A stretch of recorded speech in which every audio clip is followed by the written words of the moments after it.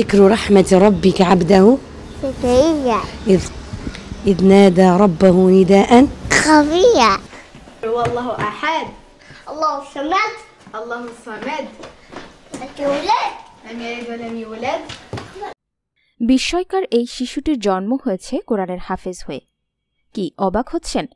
আপনি অবাক হলেও ঠিকঠাকই শুনছেন।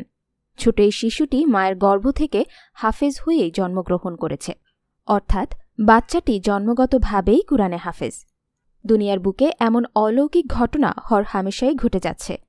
কোথাও পুড়িয়ে দেওয়া হচ্ছে কোরআন শরীফ, আবার কোথাও জন্ম নিচ্ছে এমন শিশু যে জন্মগতভাবেই মস্তিষ্কে ধারণ করছে কোরআন শরীফ।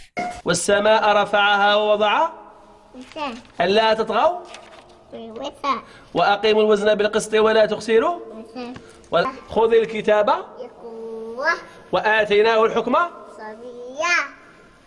وحنانا من لدنا وزكاة وكان আল জাজিরার বাসিন্দা এই শিশুটির নাম ইয়াহিয়া। এই ভিডিও চিত্র ধারণের সময় যার বয়স ছিল 2 বছর। বয়স কম, কথা এখনও স্পষ্ট হয়ে ফুটেনি। তাতেই আল্লাহর কালাম শোনার সাথে সাথেই তেলাওয়াত করতে পারে ইয়াহিয়া। এই শিশুর সামনে যদি কোনো সূরা তেলাওয়াত করা হয় তাহলে এর পরের অংশটি নিজ থেকেই তেলাওয়াত করতে পারে এই শিশু ইয়াহিয়া। শিশুর মা জানান, এই শিশুটি গর্ভে থাকাকালীন একটি ইঙ্গিতপূর্ণ স্বপ্ন দেখেছিলেন তিনি।